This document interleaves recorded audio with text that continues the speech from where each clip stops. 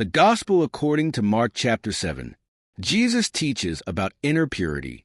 One day some Pharisees and teachers of religious law arrived from Jerusalem to see Jesus. They noticed that some of his disciples failed to follow the Jewish ritual of hand washing before eating. The Jews, especially the Pharisees, do not eat until they have poured water over their cupped hands, as required by their ancient traditions. Similarly, they don't eat anything from the market until they immerse their hands in water. This is but one of many traditions they have clung to, such as their ceremonial washing of cups, pitchers, and kettles. So the Pharisees and teachers of religious law asked him, "Why don't your disciples follow our age-old tradition? They eat without first performing the hand-washing ceremony." Jesus replied, "You hypocrites! Isaiah was right when he prophesied about you, for he wrote, 'These people honor me with their lips, but their hearts are far from me. Their worship is a farce, for they teach man-made ideas as commands from God, for you ignore God's law and substitute your own tradition.'"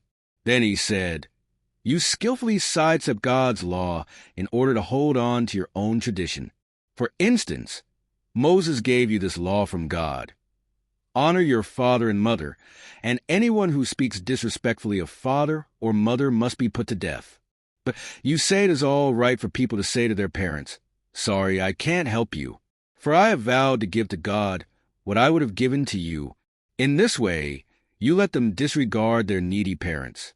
And so you cancel the word of God in order to hand down your own tradition. And this is only one example among many others." Then Jesus called to the crowd to come and hear. "All of you listen," he said, "and try to understand. It's not what goes into your body that defiles you. You are defiled by what comes from your heart." Then Jesus went into a house to get away from the crowd, and his disciples asked him what he meant by the parable he had just used. "Don't you understand either?" he asked. "Can't you see that the food you put into your body cannot defile you? Food doesn't go into your heart, but only passes through the stomach and then goes into the sewer." By saying this, he declared that every kind of food is acceptable in God's eyes. And then he added, "It is what comes from inside that defile you. For from within, out of a person's heart, come evil thoughts, sexual immorality, theft, murder, adultery, greed, wickedness, deceit, lustful desires, envy, slander, pride, and foolishness. All these vile things come from within. They are what defile you, the faith of a Gentile woman." Then Jesus left Galilee and went north to the region of Tyre. He didn't want anyone to know which house he was staying in, but he couldn't keep it a secret. Right away a woman who had heard about him came and fell at his feet.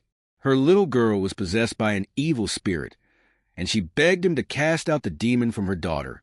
Since she was a Gentile, born in Syrian Phoenicia, Jesus told her, "First I should feed the children, my own family, the Jews. It isn't right to take food from the children and throw it to the dogs." She replied, "That's true, Lord.